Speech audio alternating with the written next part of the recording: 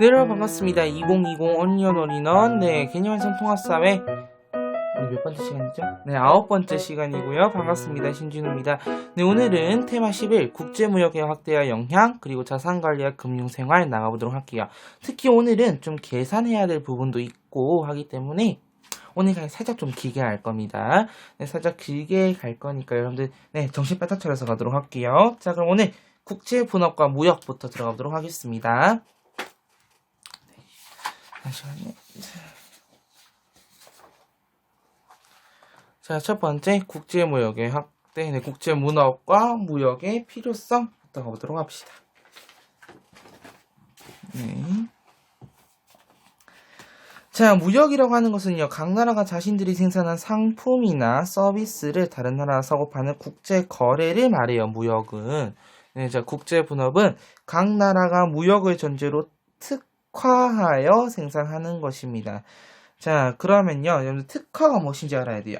자, 특화는요, 자신이 갖고 있는 생산 요소를 특정 재화나 서비스 생산에 집중하는 거예요.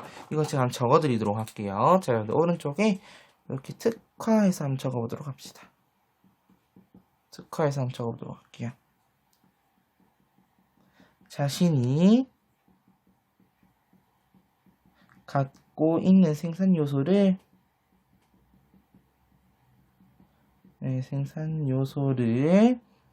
특정 재화나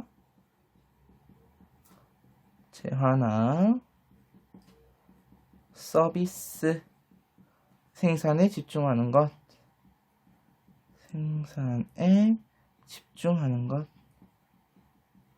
이것을 우리가 특화라고 합니다.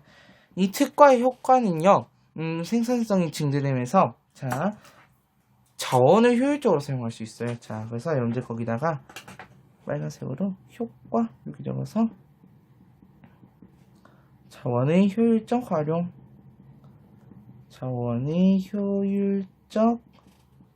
여러분 잘 보이죠? 자원의 효율적 활용 이렇게 적도록 할게요. 네, 그래서 이런 국제 분업의 필요성 보도록 할게요. 자국에서 생산하기 힘든 재화를 다른 나라에서 얻을 수 있어요. 그리고 두 번째, 다른 나라보다 더 잘 만드는 재화를 팔아 이익을 얻을 수 있죠. 대표적으로 우리나라는 휴대폰이라든지, 여러분들 자동차도 자동차 시장에서 나름 그래서 우리나라가 점유율을 꽤 차지하고 있습니다. 세계적으로. 현대차나 기아, 물론 다른 유명한 회사들이 있지만, 나름 그래도 괜찮죠? 그리고 우리나라 같은 경우 반도체 같은 경우 우리나라가 또, 잘 만들죠? 이렇게 보시면 되겠습니다. 하지만 이 국제분업과 무역에도 한계가 있습니다. 우선, 잠깐만요. 여러분, 이게요, 조금 이상합니다. 이게 왜 이렇게 들어갔지? 여러분 죄송해요. 우리 교재에 잠깐만요. 교재가 이렇게 원래 들어가는 게 아닌데?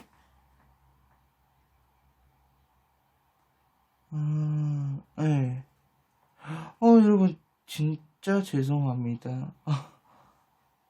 죄송해요 여러분. 여기요 빠져야 되는 부분인데 저도 이게 왜 들어간지 모르겠어요. 이게 한계가 아니고 그냥 특화 이렇게 적어줄래요? 우린 그것도 모르게 적었다 맞지? 네, 이렇게 보시면 되겠습니다. 저도 이걸 보고 깜짝 놀랐어요. 네, 진짜 죄송해요, 여러분. 한 번 더 적어서 복습했다고 생각하시고, 보도록 하겠습니다. 첫 번째, 그럼 무역 발생 관한 이론, 요 시작 별표 치고 들어갈게요. 먼저 첫 번째, 절대 우위론입니다. 애덤 스미스. 자유방임주의를 얘기해도 애덤 스미스고요. 내용, 각국이 생산비가 적게 드는 재화의 생산에 특화하여 상호 교환할 때 무역이익이 발생한다 라고 말합니다. 한계요.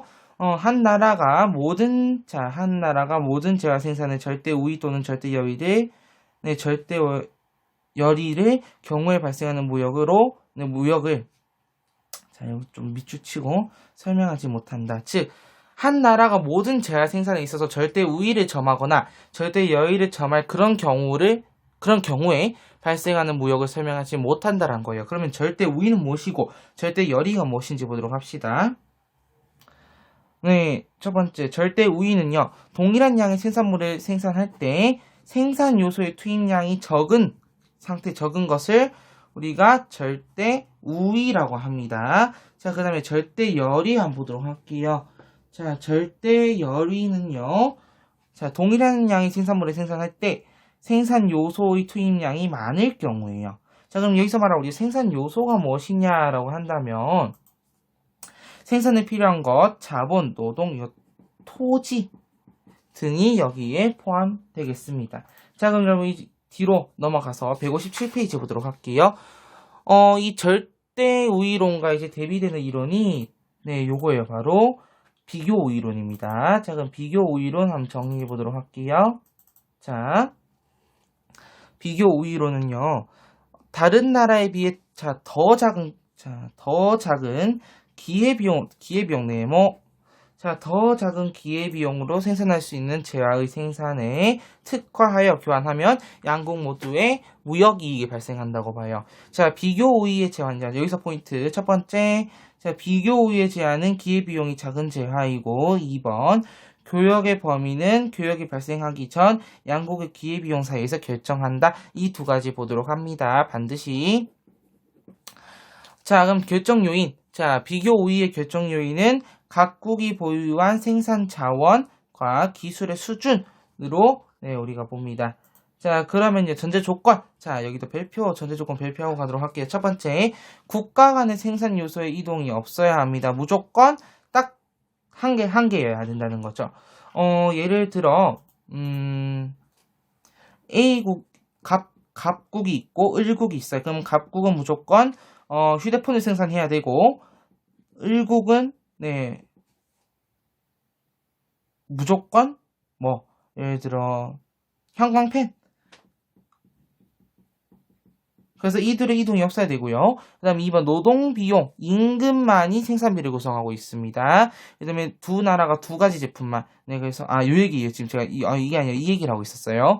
자, 그래서, 갑국이 휴대폰과 형광펜, 을국이 형광펜과 휴대폰, 어쨌든, 요 두 개씩만 생산해야, 두 나라가 두 가지 제품만 해야 됩니다. 국가 간의 생산 요소의 이동, 여기서 말하는 생산 요소, 아까 봤던 우리 토지라든지 그런 거 있죠. 생산 임금이라든지 이런 거 등등 이런 게 이동이 없어야 된다. 그런 얘기예요. 네, 그러면 이제 자유무역과 보호무역 할 거예요. 자, 자유무역. 네, 국가 간의 자유로운 무역을 추구하면 양국이 모두 이익을 얻을 수 있으므로 모든 무역 거래를 자유롭게 방임해야 된다. 모든 무역 거래를 자유롭게 방임해야 된다. 그에 비해 보호무역은 네, 자국의 이익을 지키기 위해 정부가 국내 산업을 보호하고 무역에 직간접적으로 개입하여 규제해야 된다. 이거 관련해서는 이제 미국 요 두 개가 등장이 된 배경이 미국의 근대화와 관련이 있어요. 대표적으로 미국이 이제 남북전쟁 때 사실은 미국이 우리 4단원에서 배웠어요. 우리가 네, 테마 7이었죠. 인권의 의미의 변화 양상 3주차 1강에서 우리 했었는데요.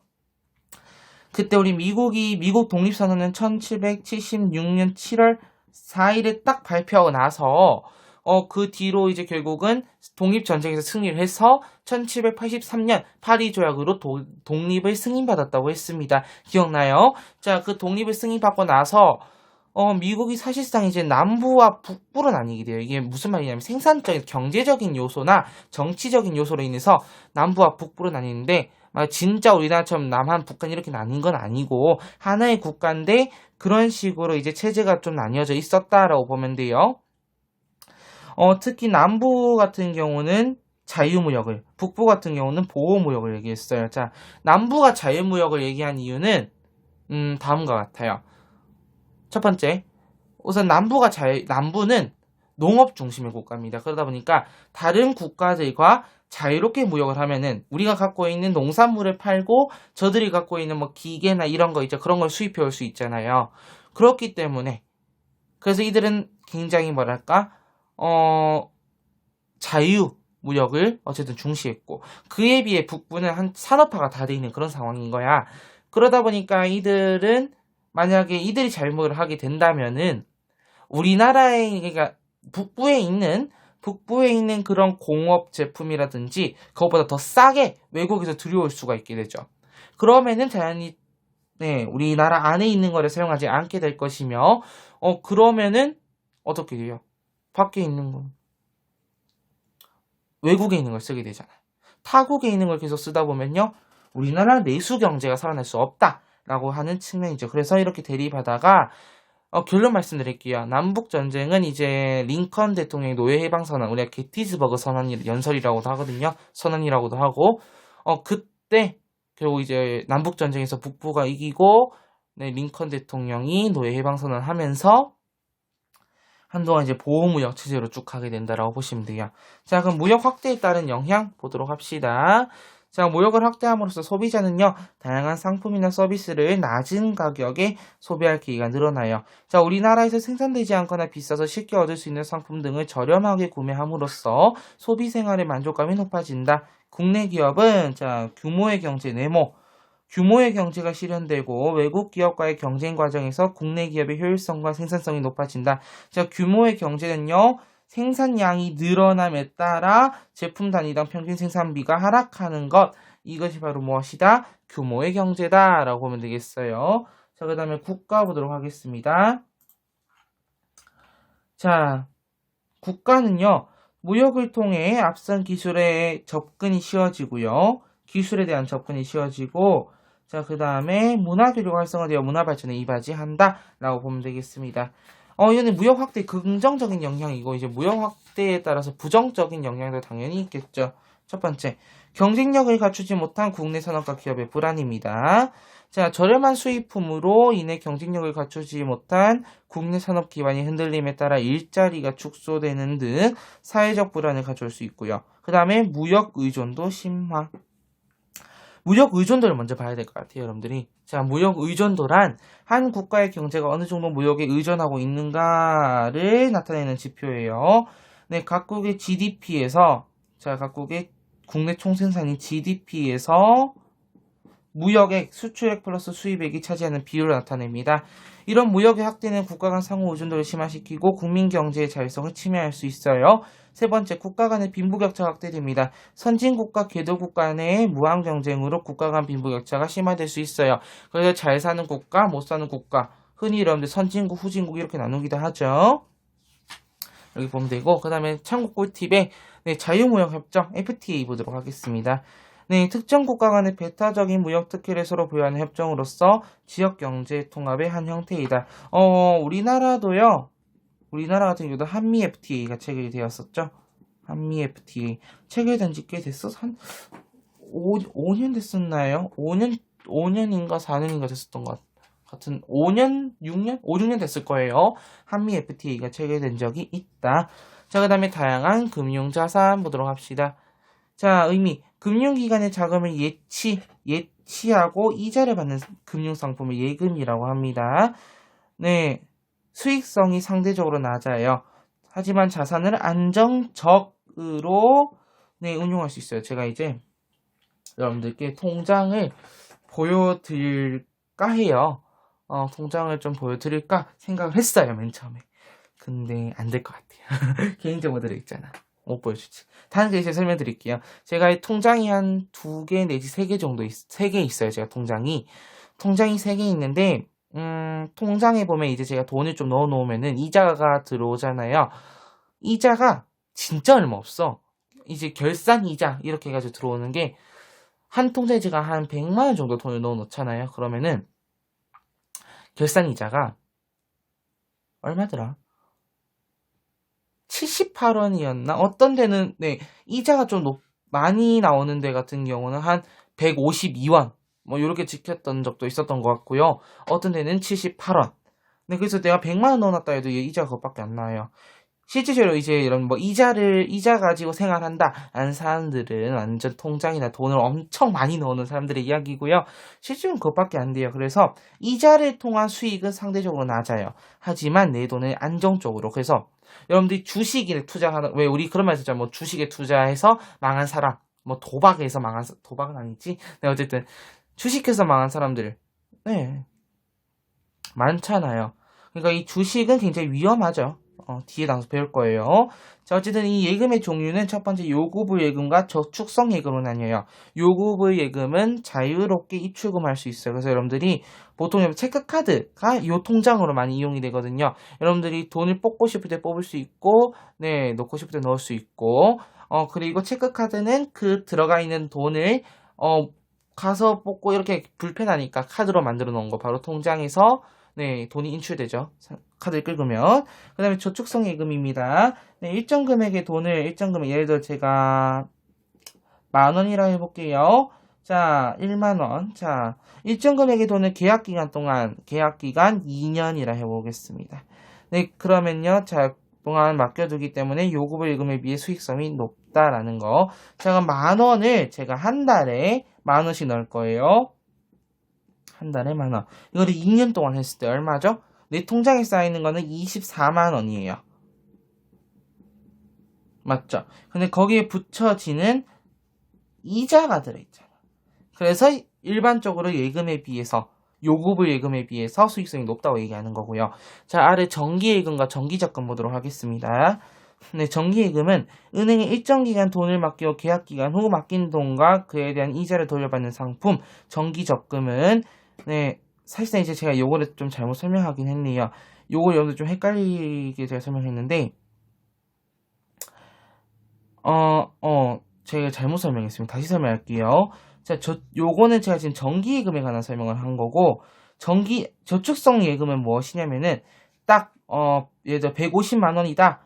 150만 원이라는 돈을 나는 2년 동안 이 은행에다 맡겨놓을 거다. 그러면 그만큼 나오는 이자를 얘기하는 거예요. 그래서 당연히 요구불 예금에 비해서는 수익성이 높을 수밖에 없죠. 왜? 요구불 예금은 넣었다 뺐다, 넣었다 뺐다, 넣었다 뺐다 하니까, 네, 적을 수밖에 없는 거고요. 그에 비해 저축성 예금은 딱 이만큼 넣어놓고 못 빼요. 못 빼는 거야. 그러니까 이자가 많을 수밖에 없는 거예요. 그 다음에, 정기적금. 일정 기간 동안 매달 한 번씩, 네, 요거 정확히 말하면 이게 이거죠. 한 달에 요거는.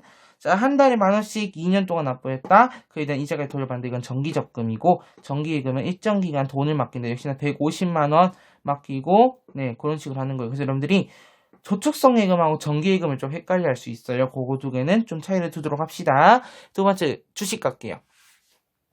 네, 주식회사는 뭐, 주식회사가 발행한 주주의 지분 또는 이를 나타내는 증권. 여러분들 왜 그런 말 막, 드라마 많이 보면요. 그런 거 있잖아요. 뭐, 대주주, 소주주 막 나와가지고, 주주들끼리 주식 싸움하고, 뉴스에도 보면 꽤 많죠. 주주, 뭐 이런 거. 그러면은 우리가 뒤에 먼저 159페이지 가서 주식회사 먼저 한번 보고 다시 앞으로 갈게요. 주식회사란 주주들로 조직된 유한 책임 회사로서 주식을 발행, 많은 사람들로부터 자본금을 조달받아 경영하고 있는 회사다라는 거예요. 그래서 흔히 이런 말 쓰나요? 주식회사에 보통 사람들 보면은 이런 사람들이 주식에 상장을 해야 되거든요. 보통 드라마 이런 데서 많이 나와.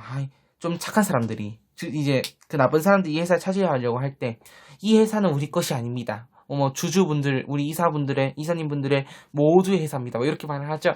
네, 여기서 유래된 거죠.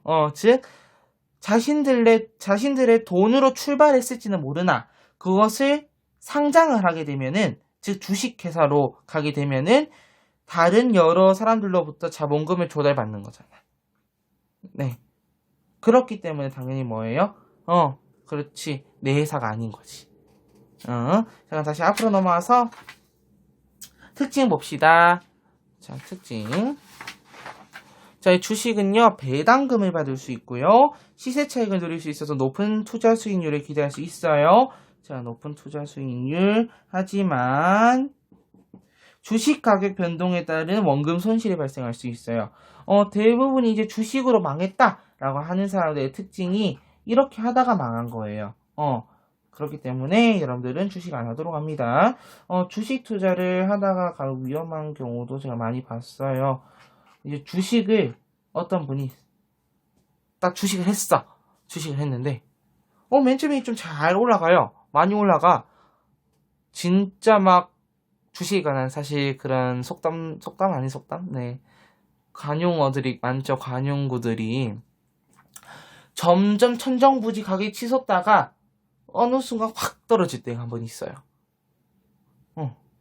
그래가지고 망하신 분들이 꽤 있거든요. 그렇기 때문에 여러분들은 잘 보고 하도록 합니다. 자, 배당금 주식 소유자에게 주는 회사의 이익 분배금이다. 자, 159페이지 갈게요. 그 다음에 채권 가겠습니다. 채권. 자금을 필요로 하는 정부나 공공기관, 기업. 자, 주체들이 이런 주체들이에요. 그러면 여러분들이 좀 더 뭐랄까 좀 그래도 안전하지 않을까라고 생각할 수 있어요. 맞지? 정부나 공공기관에서 하는 거니까. 직접 자금을 조달받기 위하여 다수의 사람에게 발생하는 일종의 차용 증서고요. 차용 증서. 특징. 첫 번째, 예금보다는 안전성이 낮고 수익성이 높아요. 하지만 주식보다는 수익성은 낮지만 안전성이 높아요. 그래서 이거는, 제가 이걸 안 넣어놨네요.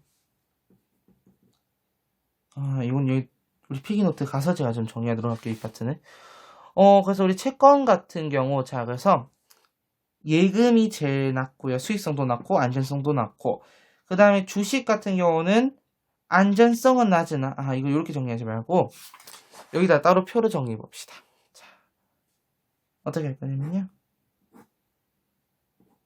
안전성, 수익성.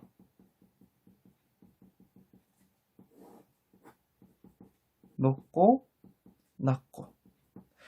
안전성도 높고, 수익성도 높은 거는 사실 좀 고려를 해봐야 돼요. 별로 그렇게 많진 않아요. 솔직히 물 좋고, 공기 좋고, 그런 데는 잘 없잖아요. 있다 하면 휴대폰이 안 터지고. 자, 그럼 수익성은 좋은데 안전성이 낮은 건 주식. 수익성은 낮은데 안전성이 높은 거. 채권. 잠깐만요. 이건 채권이라기보다는, 이거를 좀 어떻게 정리하지? 자, 예금부터 가자. 예금은 안전성은 높은데 수익성이 낮죠? 예금. 사실 안전성도 낮고 수익성도 낮은 거는 없어요. 자, 그러면 채권은 어디 들어가냐면 채권은 이 사이에 들어가요. 자, 제가 여기다 적은 이유를 알려드릴게요. 채권은요, 아까 우리 설명에 따라 예금보다는 안전성이 낮아 수익성은 높아. 근데 주식에 비해서는 안전성은 높은데 수익성이 낮아. 그래서 이렇게 보시면 되겠습니다. 좀 헷갈려요? 네. 잘 따라하자고요. 필기노트 한 번 더 정리할 거예요. 자, 다음 펀드 갈게요. 펀드는 금융기관에 돈을 맡겨 대신 투자하도록 하는 금융상품이고, 예금 상품보다는 높은 수익을 기대할 수 있어요.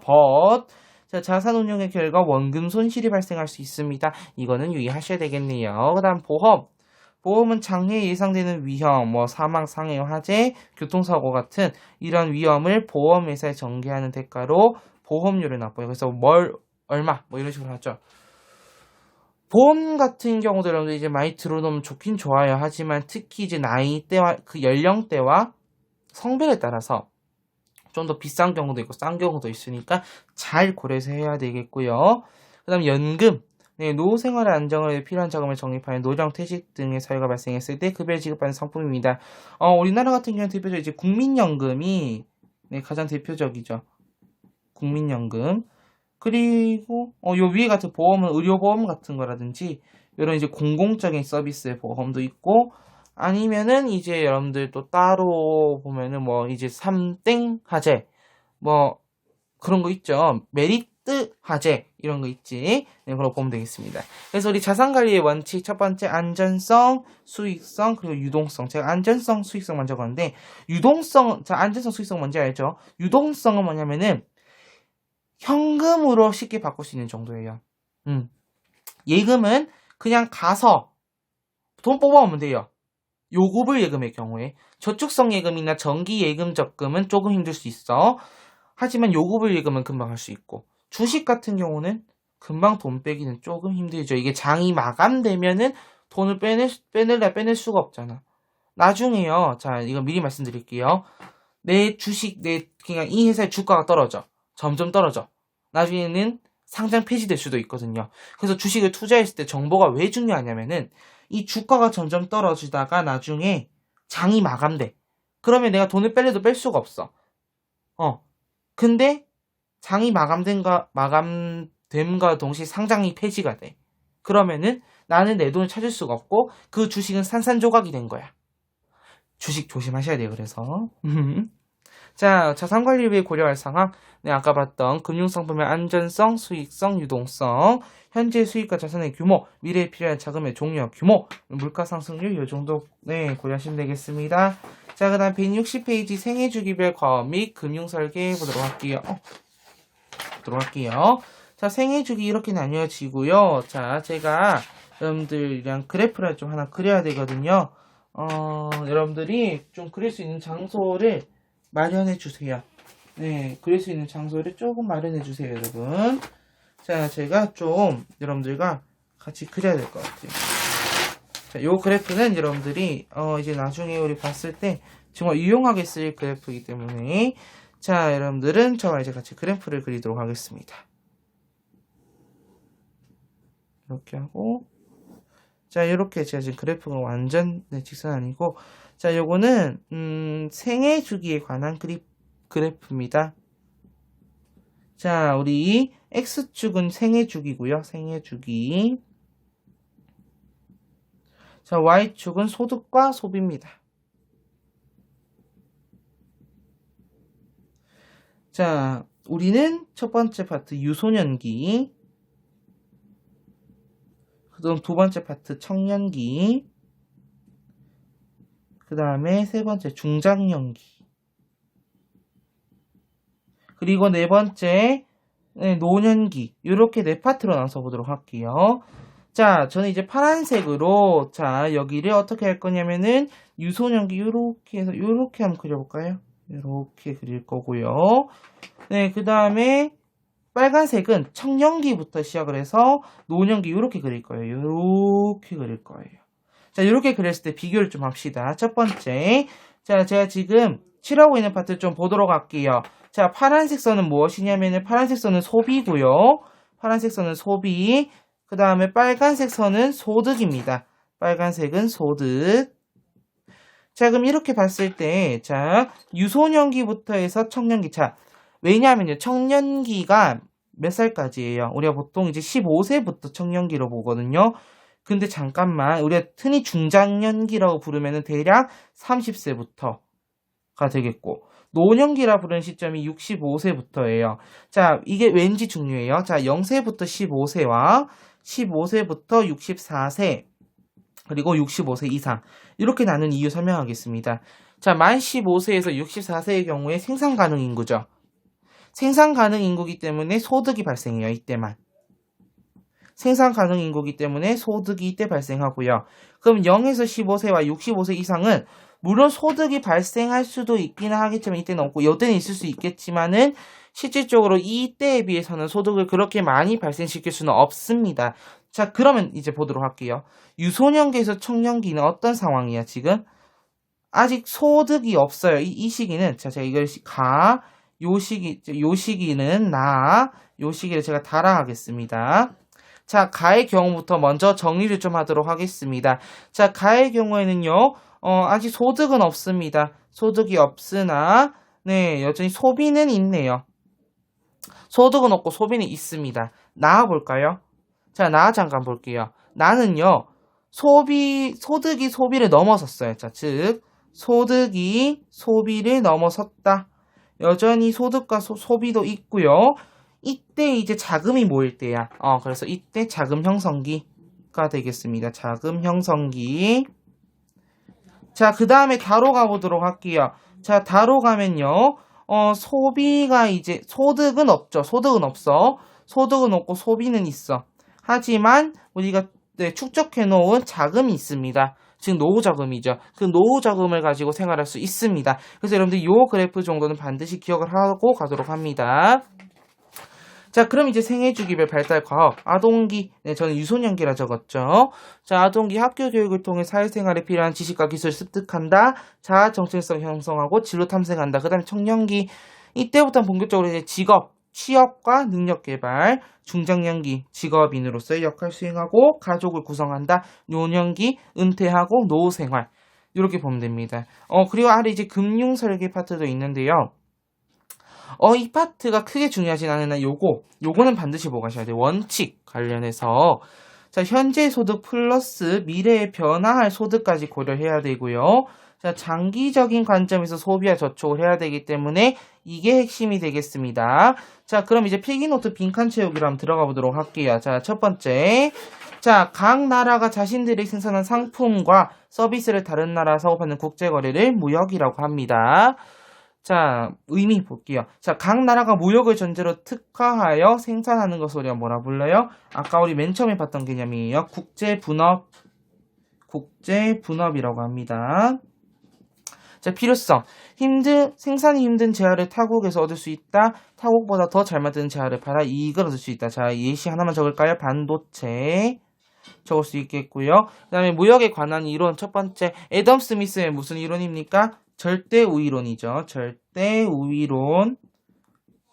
자, 각국이 생산비가 적게 드는 생산에 특화하여 상호 교환하고 무역이익의 상호 발생. 이게 절대우위론입니다. 한 개 볼게요. 모든 재화 생산에서, 자, 첫 번째, 모든 재화 생산에서, 절대우위거나 절대열이일 경우, 절대우위거나 열위, 일 경우 발생하는 무역을 설명하진 못합니다. 그 다음 뒤로 넘어가면요. 자, C. 자, 생산 시 다른 기업, 국가보다 낮은 생산부를 생산한 거 우리가 절대 우위라고 불렀죠. 절대 우위. 그 다음에 D. 자, 생산 시 다른 기업, 국가보다 생산 요소의 투입량을 많을 때는 뭐라 불렀지? 절대 열이라고 불렀습니다. 절대 열이. 두 번째 이론은요. 네, 데이비드 리카도의 무슨 우위론? 비교 우위론이었어요. 비교 우위론. 요게 굉장히 계산하는 문제로 까다롭게 나오기 때문에 우리 163페이지부터 오늘은 통문제 풀이가 없어요. 그래서 163페이지부터 비교 우위론 관련해서 예제 문제 풀어보고 계산하는 거 연습할 겁니다. 자, 내용. 타국에 비해 더 작은 기회비용. 우리 경제 맨 첫 시간에 있어요. 기회비용. 기회비용으로 생산할 수 있는 재화의 생산에 특화, 교환을 통한 무역이익의 증대. 이게 비교 우위론입니다.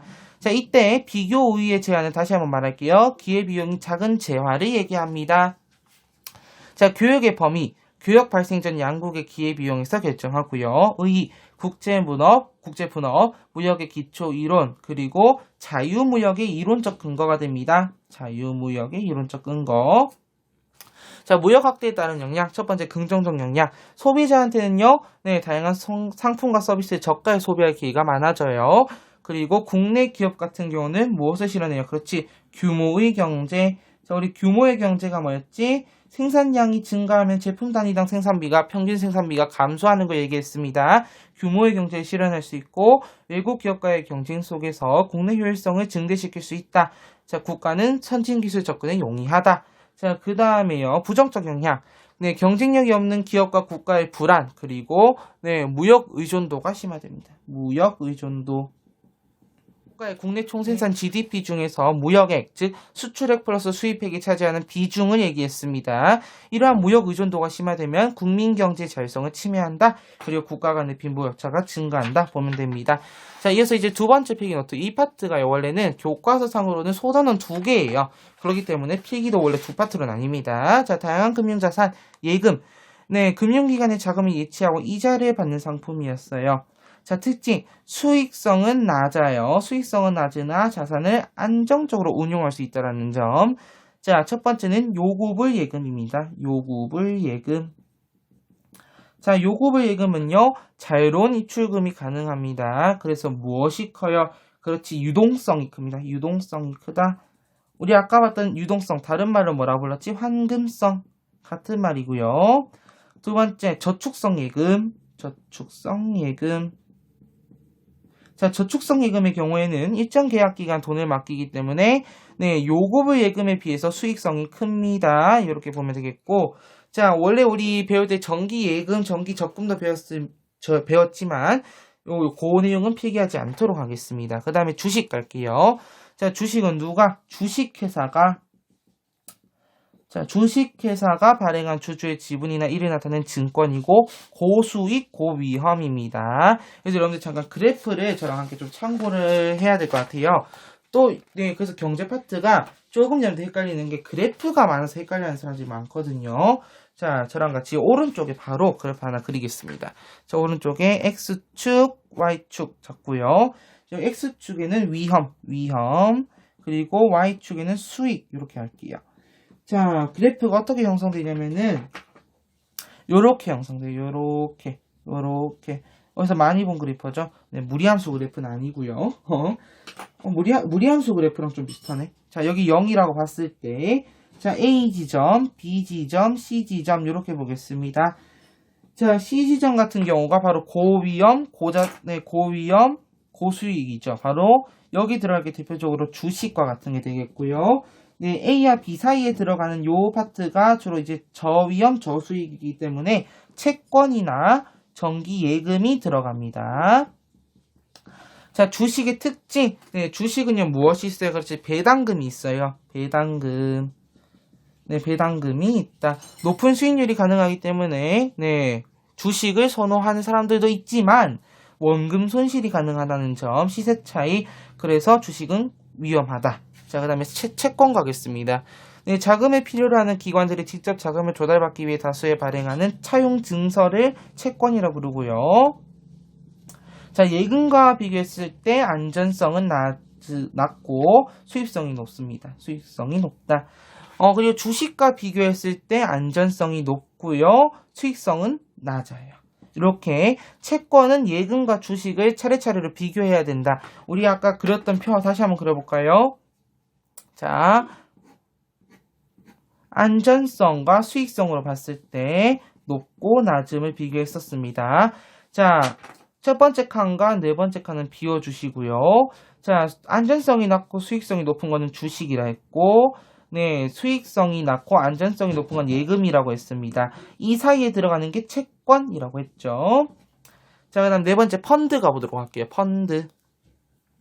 자, 펀드는 금융기관에 돈을 맡겨서 대신 투자하도록 하는 상품입니다. 자, 특징, 예금보다 높은 수익. 자, 하지만 원금 손실이 있을 수 있다는 측면을 바라봐 주셔야 되겠고요. 다섯 번째, 보험입니다. 네, 장래 예상되는 위험을 보험회사에 전가한 대가로 보험료를 납부하는 상품이고요.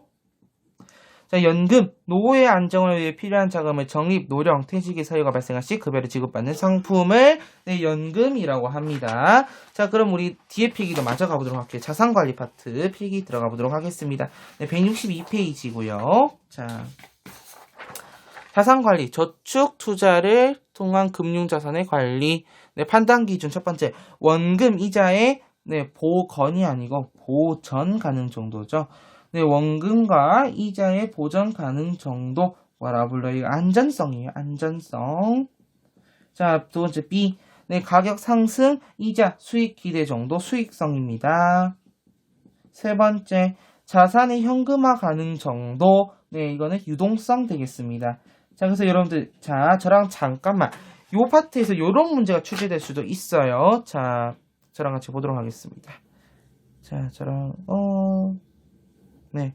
자, 지금 요렇게 그래프, X축, Y축, Z축까지 그렸어요. 자, X축은 안전성이고, Y축은 수익성이고, 그리고 Z축은 유동성이라고 해보겠습니다. 자, 요렇게 했을 때, 자, 잠시만요. 요렇게. 잠깐, 저 뭐 잘못한 것 같은데. 맞네. 요렇게죠. 다시 할게요. 자, 요렇게 한번 해보도록 합시다. 요렇게 해서, 요렇게 잡고, 요렇게 잡고. 어쨌든, 네. 이렇게 X축, Y축, Z축이 있을 때, 자, 안전성과 수익성과 유동성을 모두 고려해서 여러분들 풀어보셔야 돼요.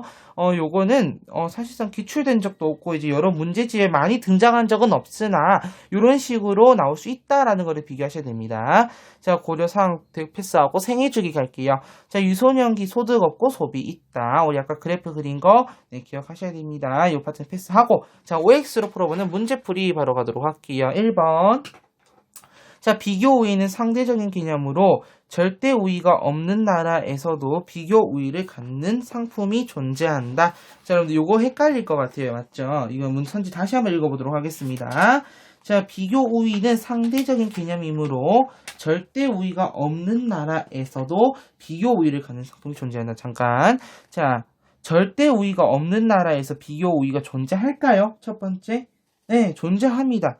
왜냐면요, 절대 우위, 자, 비교 우위는 상대적이기 때문이죠. 자, 2번. 무역을 할 때 각국의 기회비용이 큰 재화의 생산에 비교 우위를 가져요? 아니지. 왜? 무역을 할 때, 자, 각국의 기회비용이 큰이 아니라 작은 재화에 비교 우위가 갑니다. 3번. 비교 우위에 따른 무역의 원리는 절대적인 생산비를 무역 상대국과 비교하는 것이다. 자, 요거는 틀린 말이죠. 자, 왜냐? 절대적인 생산비가 아니에요. 첫 번째. 이게 아니에요. 그러면은 뭐가 들어가야 돼? 그렇지, 한번 적어볼래요? 재화 1단위의 기회비용. 재화 1단위의 기회비용을 무역 상대국과 비교하는 것입니다. 네, 그 다음에 4번. 네, 자유무역을 통해 무역이 확대되면 제품 1단위당 생산비가 낮아져 규모의 경제를 실현할 수 있다라고 되어 있어요. 자, 이거는 맞는 내용이죠. 자유무역이 근거가 되는 게 바로 비교우위론이었어요. 비교우위론. 그러면은 무역이 확대되면은 제품 1단위당 생산비가 낮아져 규모의 경제. 자, 우리 규모의 경제가 뭐였지?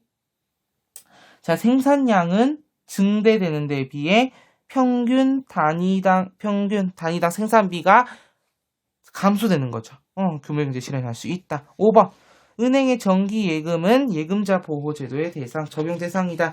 자, 제가 이거를 설명을 안 했기 때문에, 자, 요거 예금자 보호제도 관한 내용을 먼저 설명드릴게요. 자, 예금자 보호제도는요, 자, 우선 첫 번째, 금융기관이 취급하는 모든 금융상품이 보호 대상은 아닙니다. 첫 번째. 네, 첫 번째 이건 아니고요. 그 다음에 대표적으로 이제 우리가 아는 예금을 보통 이제 네, 적용하죠. 이때 자, 여기다 플러스 알파라고 해서 한번 적어볼래요? 1인당 최고 5천만 원까지 보호합니다. 1인당 최고 5천만 원까지 5천만 원까지 보호한다라고 보시면 돼요. 자, 그러면은 은행의 정기예금은 예금자 보호 제도의 대상이다. 네, 맞는 내용이 되겠죠?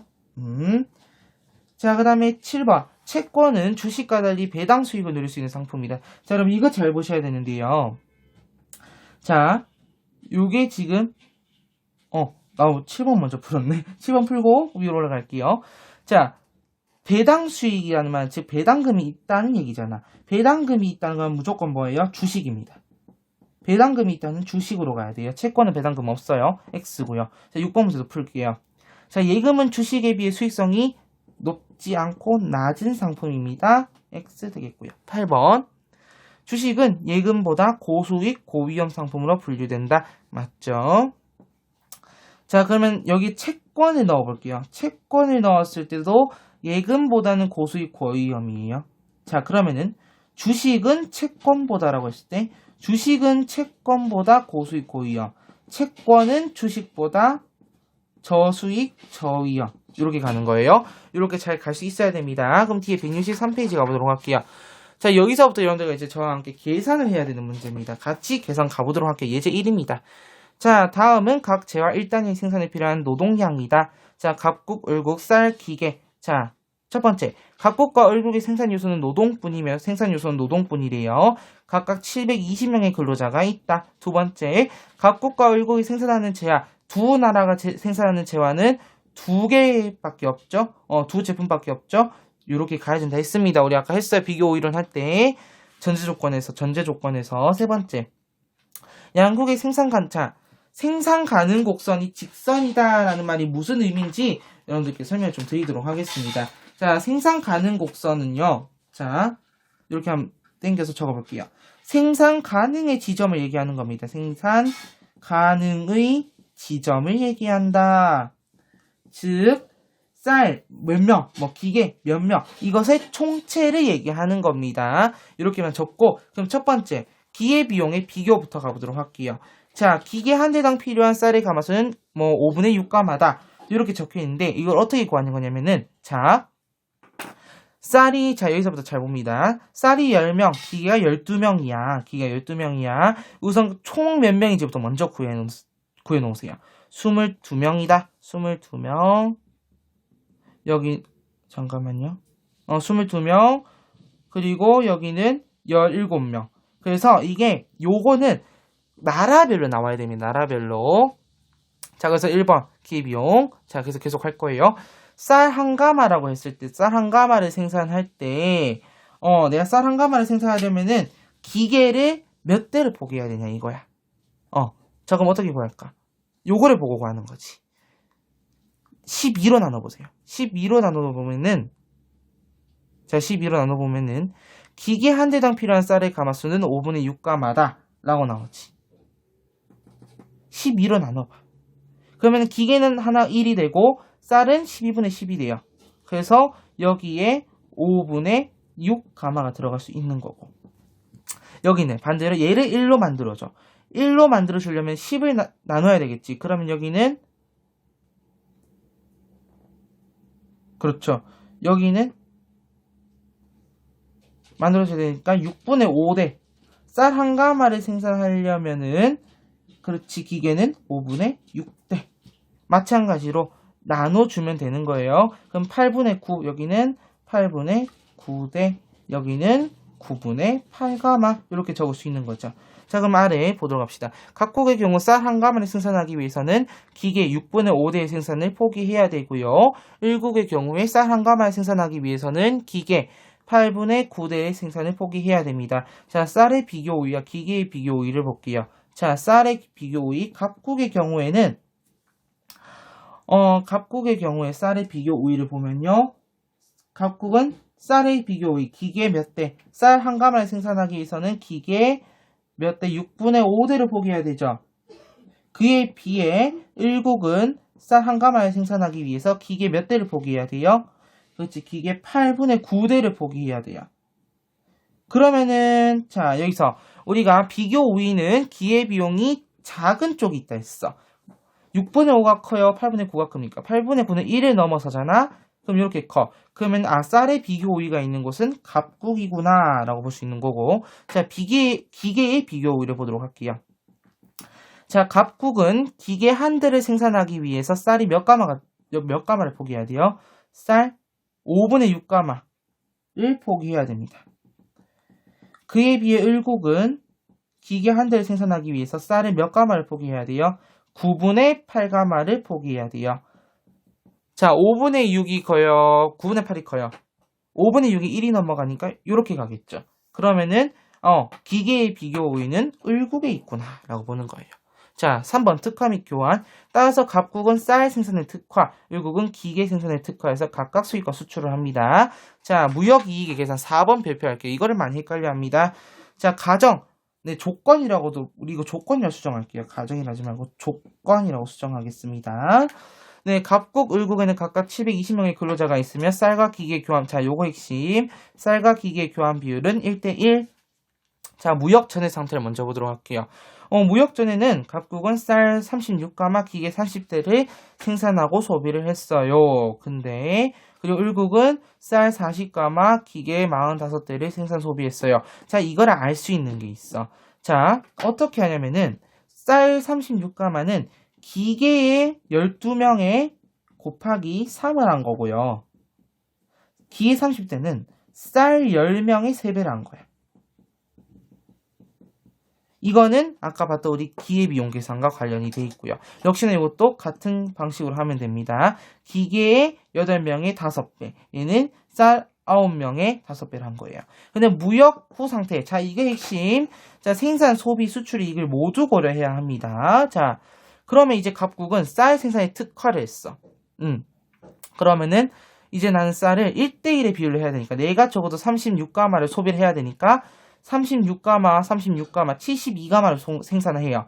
그리고 나는 36가마를 소비했고 36가마를 수출했어. 자, 잠깐 포인트. 쌀과 기계 교환 비율은 1대1입니다. 그럼 내가 36가마를 수출한 만큼 기계 36대를 수입해 와야 돼. 36대 수입했어. 기존에 30대 생산한 거에 비해서 6대의 이익이 생겼고요. 을국의 경우에는 기계, 자, 애초에 45대를 생산하고 소비했잖아. 그러면은 똑같이 1대1이니까 90대를 생산하는 거고 45대 소비하고 45대를 수출해. 그리고 1대1 법칙에 따라서 쌀 45가마를 수입해와요. 그러면은 기존의 자기 국가에서 생산하던 40가마에 비해 5가마의 이익이 생기지.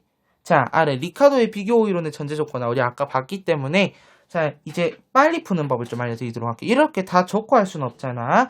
자, 여러분들은 이제 3 곱하기 3의 표를 2개를 만들 거야. 1번 표, 그리고 2번 표. 이렇게 2개를 만들고, 자, 첫 번째 표에는 우리 맨 위에 문제에 있는 걸 정리할 거예요.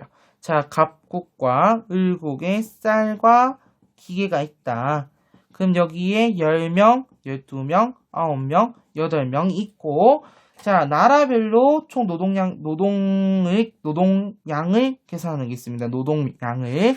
자, 그러면 각국은 22명의 근로자, 을국은 17명의 근로자가 생기죠. 자, 이런 과정에서 2번은 기회비용을 계산할 거야. 자, 갑과 을, 쌀과 기계. 자, 이때, 자, 기회비용은 어떻게 나누라고? 이렇게 나눠요. 6분의 5, 5분의 6, 그 다음에 8분의 9, 9분의 8. 이렇게 했을 때 어느 것이 큰지, 큰 거는 같은 재화에서 비교를 해야 되겠지. 그때 얘가 크고 얘가 크다. 그러면 얘 생산에 특화하면 되겠네. 라고 전제를 하고, 그 다음에 얘를요. 자, 값을 보자. 값의 쌀. 이제 얘를 특화하고 얘를 특화할 거야. 얘를 동시에 봤을 때 얘를 2배해서 2배 하면 20이 되죠.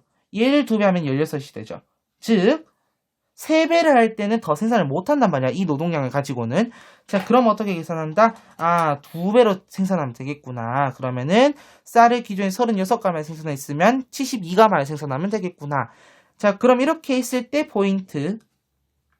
그러면은 갑국은 노동량을 어쨌든 갑국, 을국 둘 다 노동량을 절감했어.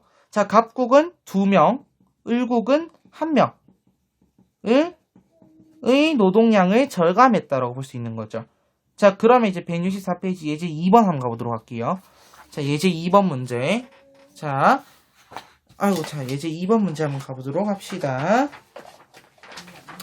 자, 예제 2번의 비교 이론 보도록 할게요. 자, 다음은 갑국과 을국이 각각 구두와 옷. 자, 다시 한번. 이 리카도의 비교 우이론의 전제 조건은 두 나라가 두 재화만을 생산한다는 게 포인트야. 자, 그러면은 두 나라가 두 재화를 생산하는 데 있어서 자, 한 단위씩 생산하는 게 포인트죠. 그리고 뒤에 들어가는 비용을 나타낸 것이다. 물음에 답하시오. 자, 양과 비용을 비교해야 되는데 이 비용일지라도 아까와 같이 똑같이 계산을 하면 되겠죠. 자, 그러면은 우선 우리가 이렇게 주어져 있으니까 한번 해볼게요. 자, 갑국. 자, 구두 한 켤레를 생산하기 위해서는 얼마가 들어가지? 나누라고 했잖아. 자, 100분의 150 얼마입니까? 2분의 3. 2분의 3. 그 다음에 옷의 경우에는 3분의 2가 되겠고요.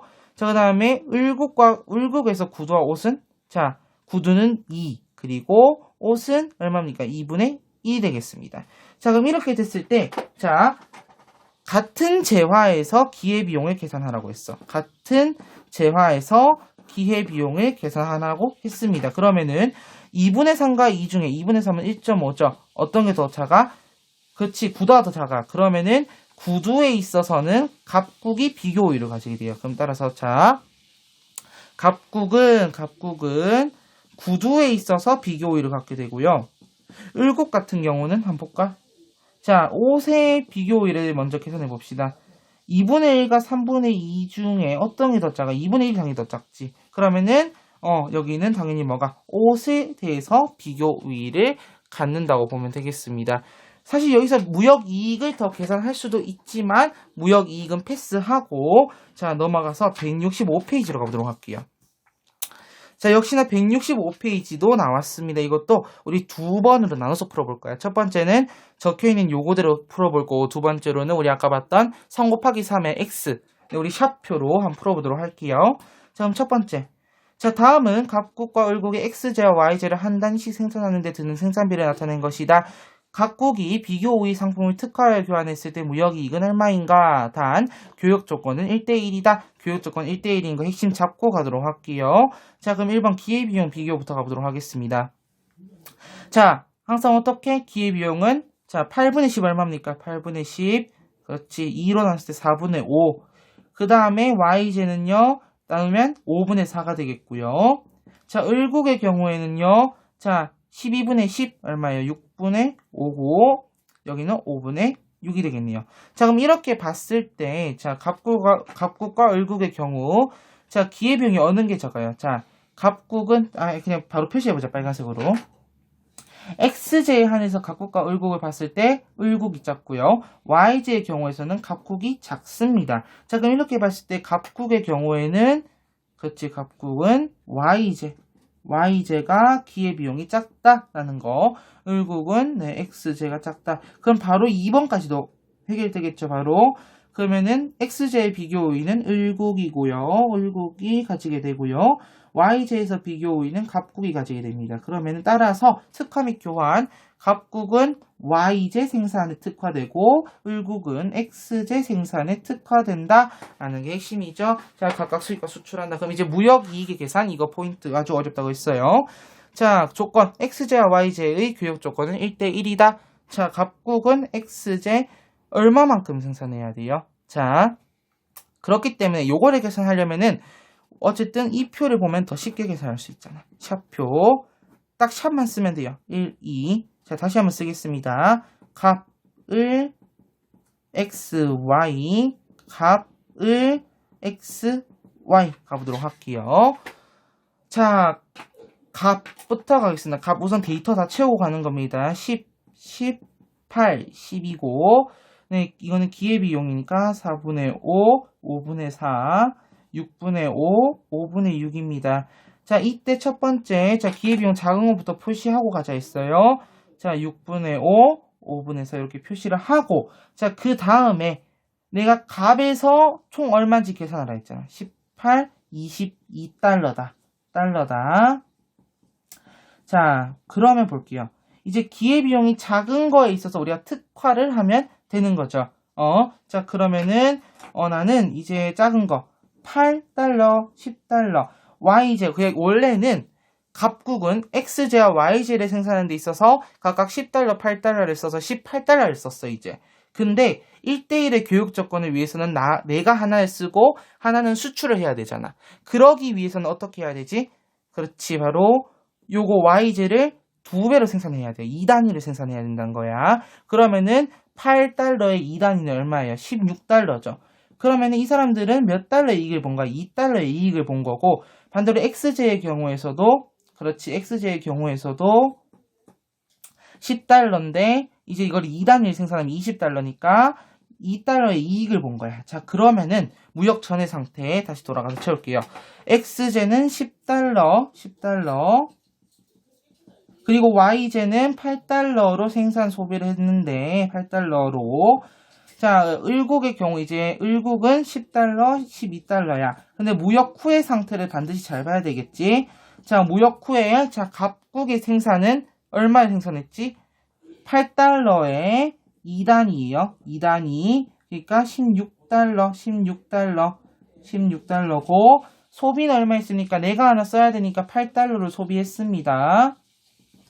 그 다음에 수출 얼마 했습니까? 네, 8달러 했죠. 자, 잠깐 너네 헷갈릴 수 있을 것 같아서 미리 말씀드리는데요. 생산은 소비 플러스 수출액입니다. 자, 이게 왜 성립하는지부터 먼저 설명드릴게요. 내가 쓰고 생산을 이만큼 했어. 내가 쓰고 이만큼 다 수출했다는 게 전제 조건이 되는 거예요. 리카도의 비교 우위론에서는 생산은 소비 플러스 수출이 성립되는 이유가 내가 생산한 만큼, 자, 우선 생산한 만큼 반은 소비를 했고 반은 아예 다 수출했기 때문이란 거지. 자, 그럼 그 이익은 원래 기준은 18달러였잖아. 18달러인데 16달러 빼면은 2달러. 이익은 2달러다. 그 다음에 을국 보겠습니다. 을국의 생산은, 그렇죠. 을국의 생산은 10달러에 2단위를 생산했기 때문에 20달러가 되겠고요. 20달러. 자, 그중 우리가 1단위를 소비했기 때문에 1단위 10달러를 소비했고, 그 다음에 남은 1단위를 수출하기 때문에 수출도 10달러 되겠습니다. 그럼 이익은 내가 20달러를 생산했기 때문에 빼면은 2달러가 이익이 되겠네요. 그래서 우리가 이렇게 쫙 풀어져 있으면은 뭐 풀기 쉬울지도 모르지만은 이렇게 샵표를 하나 그려놓고 풀면은 훨씬 쉽게 풀 수 있다는 거를 알려드렸습니다. 여기까지 해서 우리가 오늘 내용 다 끝냈어요. 테마 11을. 자, 이 파트 같은 경우 다시 말씀드리지만 국제분업과 무역, 특히 여기서 우리 두 가지 반드시 기억하고 가자 했어요. 무역 확대에 따른 무역 발생에 관한 이론의 절대 우위론과 비교 우위론 중에서 무엇이 더 중요하다? 비교 우위론. 비교 우위론, 특히 표 계산하는 문제를 좀 유의해서 보자고 했습니다. 그럼 우리 다음 시간에는 테마 12고 단원 6단원으로 바뀌어요. 6단원 정의와 관한 내용이거든요. 그래서 다음 시간에 특히 정의관이라든지 이 어떻게 해서 분배를 하는지 정의 실질적 기준도 다룰 거니까 다음 시간에 만나뵙도록 하겠습니다.